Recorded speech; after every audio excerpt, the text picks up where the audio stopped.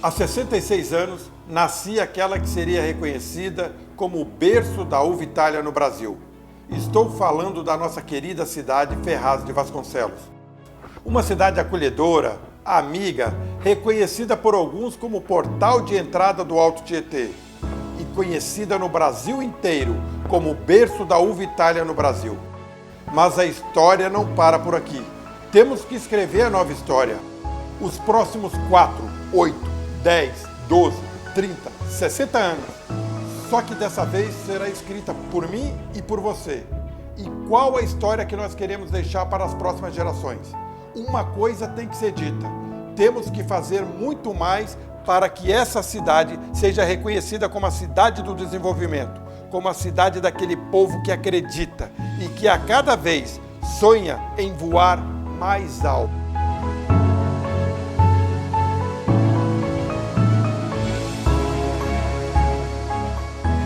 A história de Ferraz de Vasconcelos começa com a passagem de tropeiros pela cidade, que na época pertencia ao município de Mogi das Cruzes.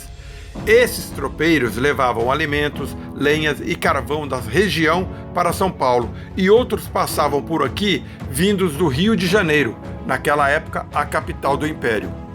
Os tropeiros faziam o caminho que passava pelo bairro do Lajeado, em Guaianazes. Daí surge o vilarejo, originado da parada destes tropeiros à beira de um córrego, que foi sendo represado e passou a ser conhecido como Tanquinho.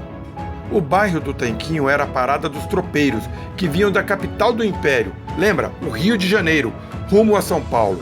Não somente eles, como também bandeirantes, caçadores e, acreditem, até Dom Pedro I, ou Pedro I do Brasil, esse que foi o primeiro imperador do Brasil, que governou durante o período de 1822 e 1831.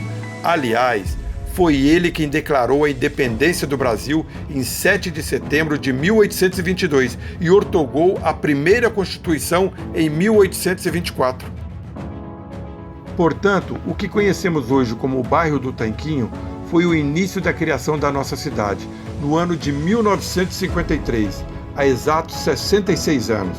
A cidade é e sempre foi reconhecida como o berço da uva Itália no Brasil, mesmo quando a cidade ainda era constituída de terras particulares. Aqui já era cultivada a uva Itália. Para se ter uma ideia do que isso significa, entre as décadas de 1950 e 1960, haviam mais de 150 chácaras produzindo uvas, e elas juntas produziam em torno de 300 toneladas de uva Itália.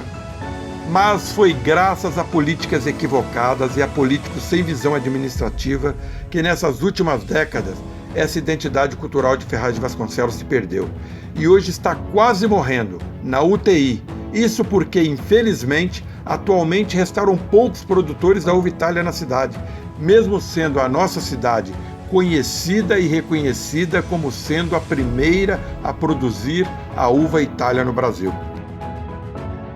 O nome de nossa cidade é uma merecida homenagem póstuma ao engenheiro da Estrada de Ferro Central do Brasil, José Ferraz de Vasconcelos, mineiro, nascido em 1880. Foi ele quem projetou a antiga estação de trem da então Vila Romanópolis, motivo pelo qual foi homenageado. Naquele tempo era comum batizar estações com o nome do engenheiro que a projetou. Mas hoje, cabe a cada um de nós resgatarmos a cultura e a identidade de nossa cidade, pois nós, do Patriota 51 Ferraz de Vasconcelos, acreditamos que um povo sem identidade é um povo sem referência. Vem com a gente acreditar! Agora que nós conhecemos um pouco mais da nossa história e podemos ver nossa cidade lá de cima, só resta uma coisa a dizer.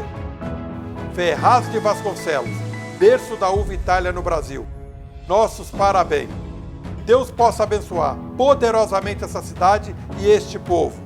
Como nós temos dito, quando se tem uma promessa, só uma coisa resta: acreditar. Por isso nós do Patriota 51 Ferraz convidamos você para vir com a gente acreditar. Vem!